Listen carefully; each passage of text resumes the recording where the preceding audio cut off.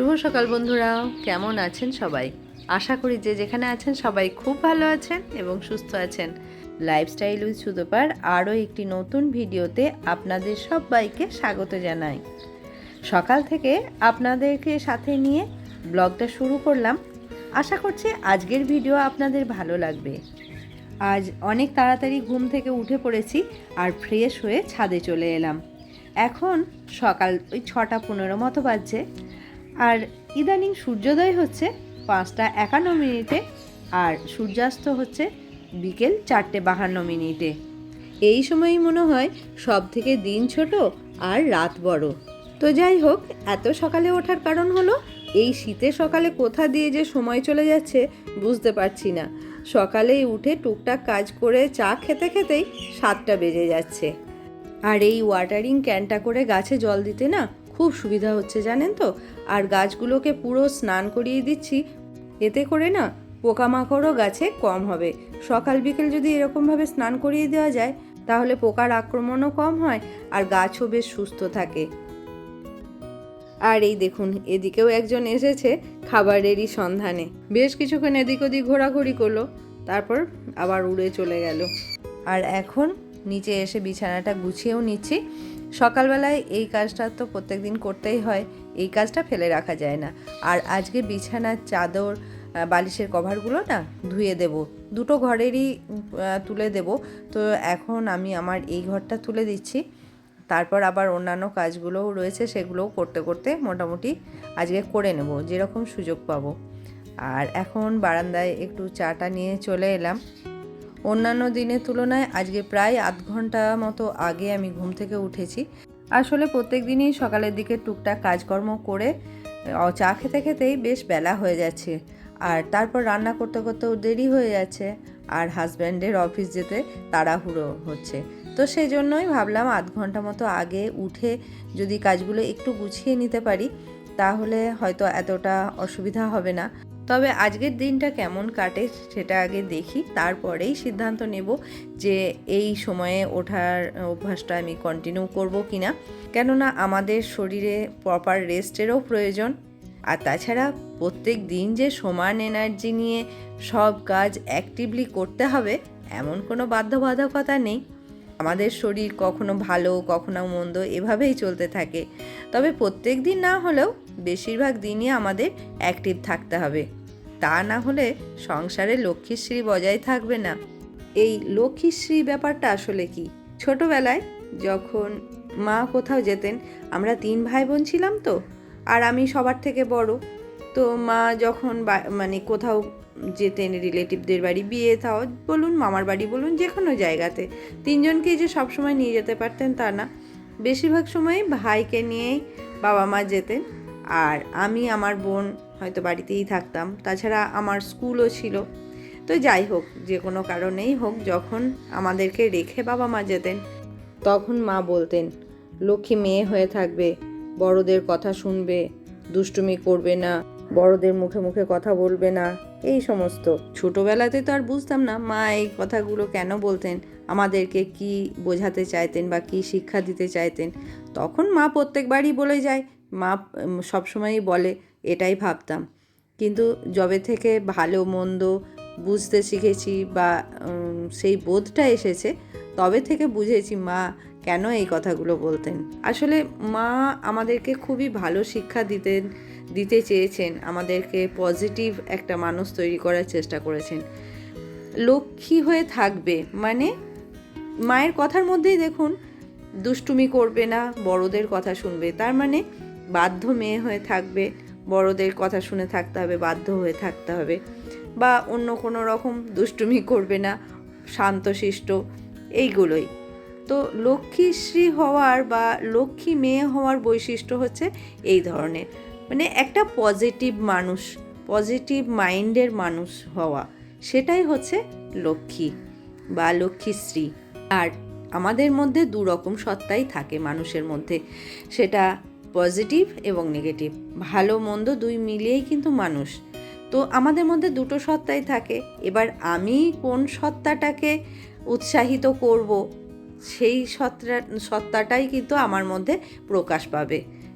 আমি যদি একজন পজিটিভ মানুষ হই তাহলে আমি সবার মধ্যে একটা পজিটিভিটি ছড়িয়ে দেওয়ার চেষ্টা করব, পজিটিভ কথাবার্তা বলবো বা আমার আশপাশটা পজিটিভলি সব কিছু আমি দেখার চেষ্টা করব। কিন্তু যদি আমি নেগেটিভ মাইন্ডের মানুষ হই তাহলে আমার আশপাশটা কিন্তু আমি সব সময় নেগেটিভিটি দিয়েই কিন্তু ভরিয়ে রাখবো, সবার মধ্যে চাইবো সেটাই কিন্তু ছড়িয়ে যাক, বা এটাই সাধারণত হয়ে থাকে।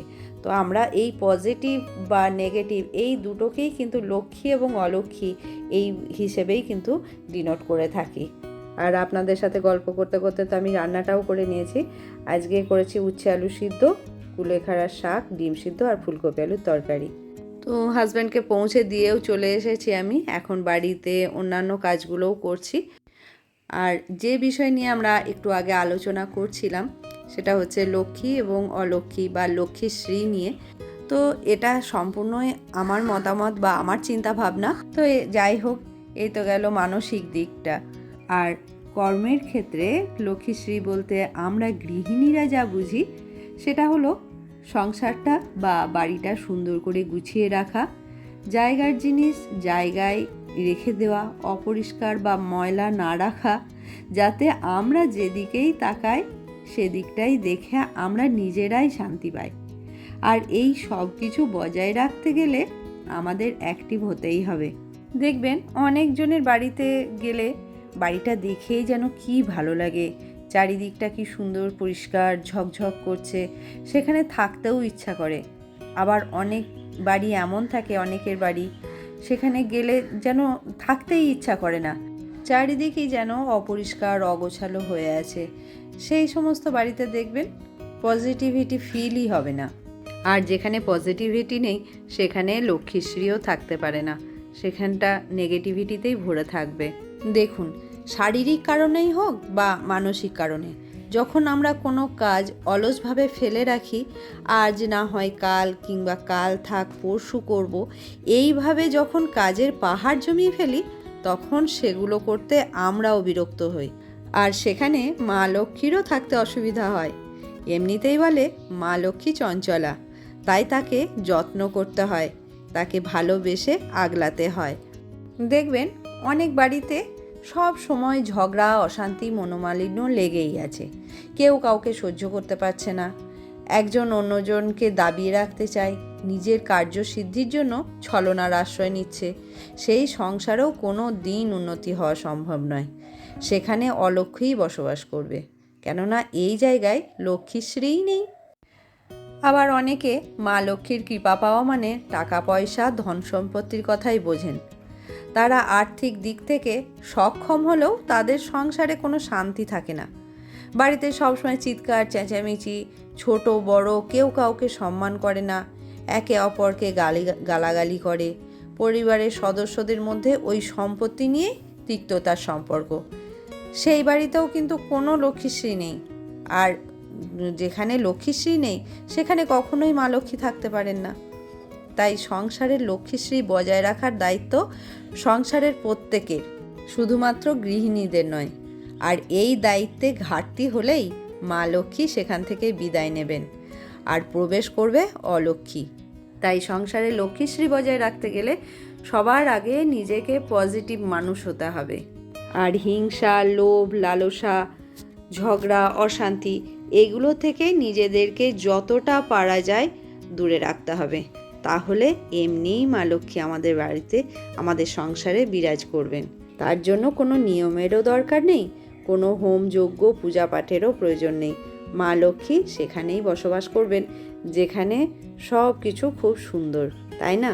তাই নিজেকে আগে সুন্দর করে তুলতে হবে। তো বন্ধুরা, আজকে হয়তো মনে হতে পারে আপনাদের আমি অনেক জ্ঞান দিয়ে ফেললাম, কিন্তু সেটা একদমই নয়। এই সম্বন্ধে আমি আমার ফিলিংস, আমার চিন্তাভাবনাটাই শুধুমাত্র আপনাদের সাথে শেয়ার করলাম। আমার চিন্তাভাবনা যেটা আমি আপনাদের সাথে শেয়ার করলাম সেটা নতুন কিছু না, এটা হয়তো আমরা সবাই জানি, সবাই বুঝি। তবে সব কিছু মনে রেখে মেনটেন করাটাই হচ্ছে আসল ব্যাপার। আগে আমাদের মনের মধ্যে যেটুকু নেগেটিভিটি আছে সেটুকু দূর করে ফেলতে হবে।